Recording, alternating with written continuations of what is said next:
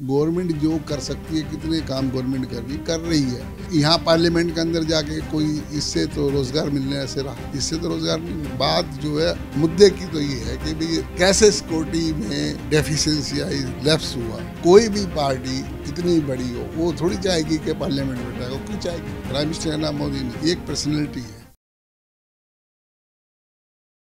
नमस्कार साथियों, मेरा नाम है आशा शर्मा और आप देख रहे हैं सौगंध टीवी। साथियों, जो घटना साल 2001 में घटी, जिस घटना को घटे हुए 22 साल हो गए, जिस घटना में हमारे कुछ लोगों ने अपनी जान गंवा दी। हालांकि आरोपियों को सजा हुई, लेकिन उसके बाद भी काफी विवादित बयान जो है उसको लेकर आते रहे। जी हाँ, बिल्कुल सही सोच रहे हैं आप। हम बात कर रहे हैं संसद की। हम उसी संसद की बात कर रहे हैं जहां पे देश के सारे सबके सब जो हैं सांसद बैठते हैं, जहां पे हमारे माननीय स्पीकर्स बैठते हैं और अपने जो है विचार विमर्श करते हैं। शीतकालीन जो है वो सत्र चल रहा है। शीतकालीन सत्र के बीच में फिर से उसी दिन उसी घटना को दोहराए जाना, जब उन शहीद हुए शहीदों को श्रद्धांजलि दी जा रही थी, उसी के ऊपर तमाम इस मुद्दे के ऊपर जो है हम चर्चा करेंगे। हमारे साथ में जो है इस वक्त एडवोकेट गोवर्धन अग्रवाल जी हैं, उनसे बात कर लेते हैं। सर, फिर से 22 साल बाद वही घटना जो है वो संसद के अंदर जो है वो घटी, पार्लियामेंट के अंदर इस ऐसी घटना का घटना, और ये बोला जा रहा था कि जो है कितने पड़ाव जो है वो चेकिंग के होते हैं, उसके बाद फिर भी उन चीज़ों को अंदर ले जाया गया। उसके बाद उस कलर को, उस रसायन को जो है वो छोड़ा गया। कैसे पॉसिबल हुआ होगा? नहीं तो पार्लियामेंट सिक्योरिटी ब्रीच है। इस ब्रीच में जो भी, जहाँ भी थोड़ा सा भी कहीं भी रहा निग्लिजेंसी, उस वजह से वो पास देख के एक रूटीन में उन्होंने देखा, रोज का ही काम उनका निकालना, वो थोड़ी सी निग्लिजेंसी की वजह से मैं समझता हूँ कि वो चले गए अंदर। मेरा अपना ख्याल ये है कि अगर फुल बॉडी स्कैन डिवाइस हो तो जा नहीं सकता, और ये कोई, मुझे नहीं लगता कि जो भी सिक्योरिटी में है उन लोगों ने इस तरह का कोई काम किया होगा कि भाई जो उनका कोई उनसे मेल मिला, मुझे नहीं लगता। और सुनने में यह आया कि ये सब विद्यार्थी हैं या थोड़ा बहुत पढ़ा लिखा है, लेकिन ये तो कोई तरीका नहीं ना। फिर तो सिक्योरिटी के नाम पे जो लेफ्ट सिक्योरिटी लेफ्ट है। लेकिन अगर बात करूं गोवर्धन जी, तो जिस वक्त नई संसद का उद्घाटन हुआ था, प्रधानमंत्री मोदी ने खुद ये बात बोली थी कि इस संसद का निर्माण ऐसे किया गया है कि कोई भी गलत गतिविधियां जो हैं वो चारों तरफ से उनके ऊपर जो है वो नजर रखी जाएगी।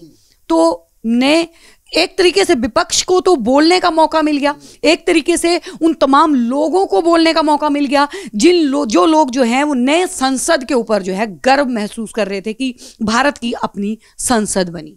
ये लोकसभा सचिवालय की जिम्मेवारी है टोटली। बड़े से बड़ा अफसर भी इसमें आता है, छोटे से छोटा भी आता है। ये निग्लिजेंसी ज़्यादा है वहाँ। सब इंस्ट्रूमेंट भी, इक्विपमेंट्स भी हैं, डिवाइस भी हैं, वो क्यों नहीं यूज़ हुए या क्या वजह रहेगी, ये मुद्दा एक लंबा चलने वाला मुद्दा है। इसके ऊपर 100 IPS लगाए हुए हैं, सारी देश की सिक्योरिटी लगी हुई है, हर तरह का, हर डिपार्टमेंट से जो भी जैसे जानता है वो आए हुए हैं, देख रहे हैं। फिर भी कहाँ कमी रहेगी, उस कमी को दूर करने के लिए वो सोचा जा रहा है, विचार किया जा रहा है। और ये कोई आज का मुद्दा नहीं है, कल फिर रिपीट हो सकता है। कल फिर लेकिन सवाल यहाँ पे ये उठता है कि 22 साल उस घटना को घटे जिस वक्त अफजल गुरु और उन तमाम लोगों को जो है सजा भी मिली, और 22 साल बाद उसी दिन को, उसी जगह को जो है फिर से चुना जाता है। उसी जगह के अंदर जो है इस तरीके की फिर से एक, चाहे इसे हम ये बोलेंगे नाकामयाब, लेकिन इसको एक नाकाम कोशिश जो है वो होती है, लेकिन यहीं पे अगर कुछ हो सकता था, कोई बहुत बड़ी घटना फिर से जो अब हो सकती थी, 22 साल बाद उसी जगह को क्यों चुना गया? क्या आप सोच रहे हैं? मैं ये सोचता हूँ कि जो भी अंदर गया है उनकी प्रॉपर चेकिंग होनी चाहिए थी, की भी होगी, ऐसा नहीं है, लेकिन उनमें कोई एक्सप्लोजिव ना होने की वजह से वो पकड़े नहीं गए। वजह क्या, एक्सप्लोजिव तो पकड़ लेती हो, और सामान कोई जेब में डाल के ले जा रहे हो, पाउडर ले जा रहे हो, वो चेक भी हो सकता है, लेकिन उन्हें ये फिर निग्लिजेंसी की बात आ जाती है कि अब उन पर full body device fine scanning करके देख लेते, समझ लेते, नहीं होगा या चलाया नहीं होगा या शक नहीं हुआ होगा।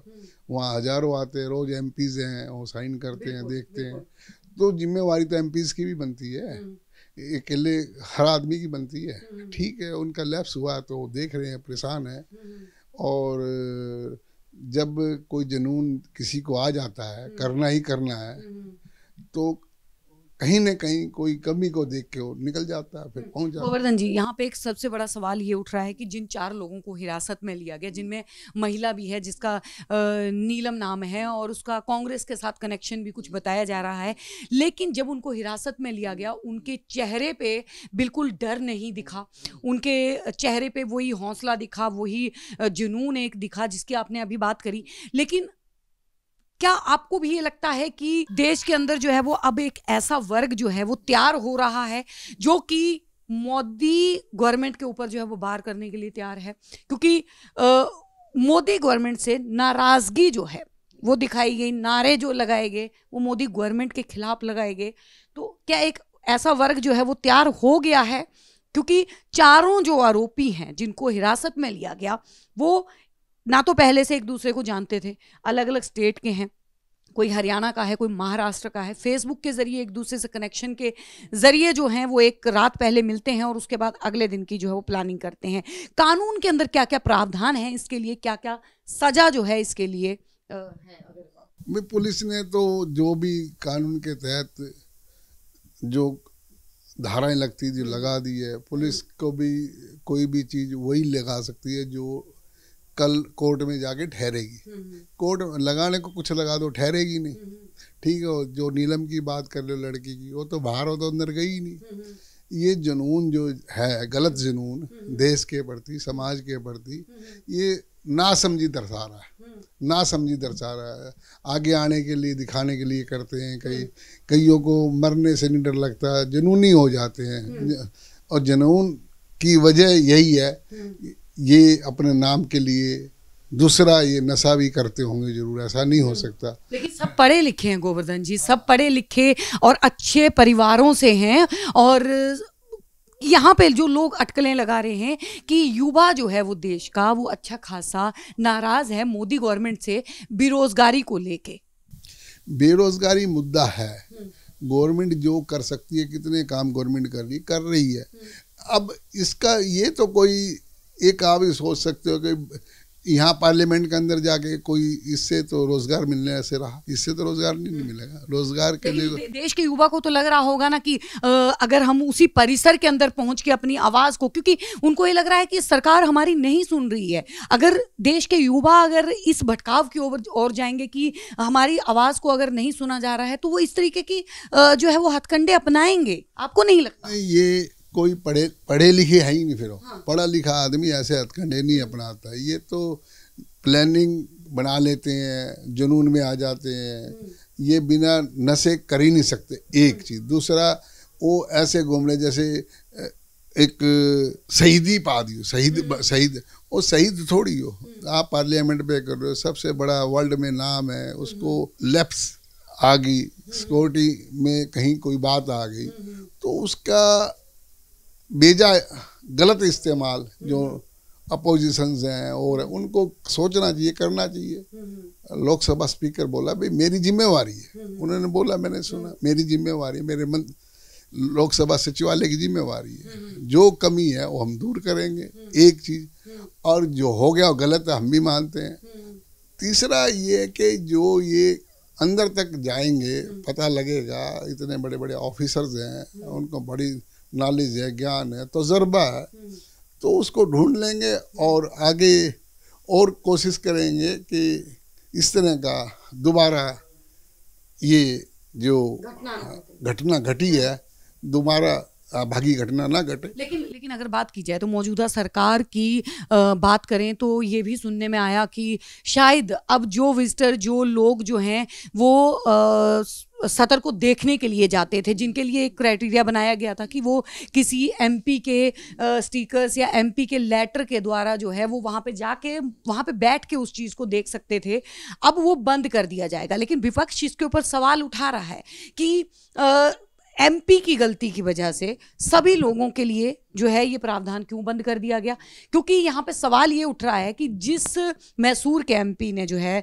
परमिशन दी थी उससे इस्तीफा नहीं मांगा गया, उसकी सदस्यता रद्द नहीं की गई, उसकी जो है, लेकिन वहीं पे इसके मुद्दे को जोड़ा जा रहा है महुआ मोइत्रा के साथ में कि उनकी तो बात तक नहीं सुनीगी। तो मोदी के मंत्री हैं, मोदी के पार्टी में हैं, तो उनके साथ कुछ भी ऐसा नहीं होगा, लेकिन विपक्ष अगर कुछ भी बोलता है तो विपक्ष के ऊपर तुरंत एक्शन होता है, इसीलिए लोकतंत्र खतरे में है।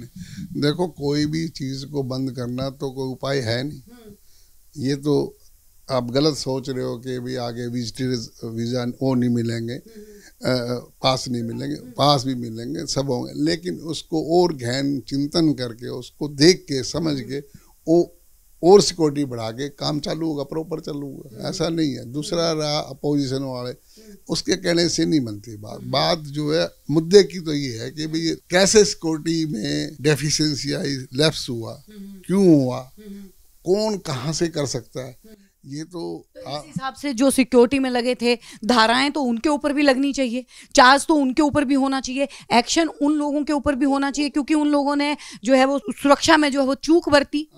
वो तो निग्लिजेंसी में सस्पेंड कर ही दिए गए ना, लेकिन उस सस्पेंशन से कुछ नहीं होने वाला, ना सस्पेंशन से कुछ मुद्दा जो है जो कमजोरी है उसको कैसे दूर किया जाए परमानेंटली सोचना इसमें पड़। इसमें कोई भी पार्टी कितनी बड़ी हो वो थोड़ी चाहेगी कि पार्लियामेंट में बैठेगा, क्यों चाहेगी बताओ, कोई बीजेपी नहीं चाहिए ना कांग्रेस, कोई भी नहीं चाहता। ये तो दुर्भाग्य है। अब किसी ने ये सोच रखा वो दो अंदर गए, किसी ने पास पे साइन तो करे, अभी भी आगे भी साइन तो होंगे, लोग जाएंगे दरगाह में देखेंगे। ये थोड़ी है कि भाई ताजमहल पर बम फेंक दिया ताजमहल बंद कर दो, ये नहीं होता। ये उस पर बम नहीं फेंक सकता, कोई कुछ नहीं कर, फिर भी चूक हो गई, क्यों हो गई, तो मैं कह रहा हूँ कि जो जिम्मेवार अफसर हैं और हैं ऊपर से, नीचे से नहीं कह रहा, वो भी अपनी जिम्मेवारी निभाने में कहीं ना कहीं कमजोरी दिखाते हैं। निग्लिजेंसी एक शब्द मैं बार बार इसलिए कह रहा हूँ कि ड्यूटी के प्रति सावधान नहीं है, सावधानी नहीं बरत रहे, ड्यूटी को ड्यूटी नहीं मान रहे, बस चलने दो, चल ऐसे नहीं होता है। ड्यूटी इज ड्यूटी, चाहे कोई भी है। तो एक प्रॉपर जो प्रोटोकॉल है उसका फॉलो नहीं करा जा रहा, और इसलिए नहीं करा जा रहा कि बस चलने दो, ऐसे तमाम इस मुद्दे को जो है इस तरीके से भी देखा जा रहा है कि ये सारी जो घटना को अंजाम दिया गया, मोदी गवर्नमेंट दूसरे मुद्दों से जो भटकाने की कोशिश कर रही है, मोदी का प्लान ये कुछ ऐसा एजेंडा था, ये आपको भी लग रहा है? नहीं, मुझे नहीं लग रहा मोदी जी कोई ऐसा काम करते नहीं। मोदी जी व्यक्तिगत का एक पर्सनैलिटी का नाम है मोदी का नाम मोदी नहीं है, प्राइम मिनिस्टर का नाम मोदी नहीं है, ये एक पर्सनैलिटी है। ये पर्सनैलिटी दिन रात 24 घंटे एक ही काम करती है। मैं जो जिंदगी में मेरे पे समय मिला है, परमात्मा ने मुझे दिया है, मैं उसके प्रति ईमानदारी से सच्चाई से काम कर रहा हूँ, करेंगे।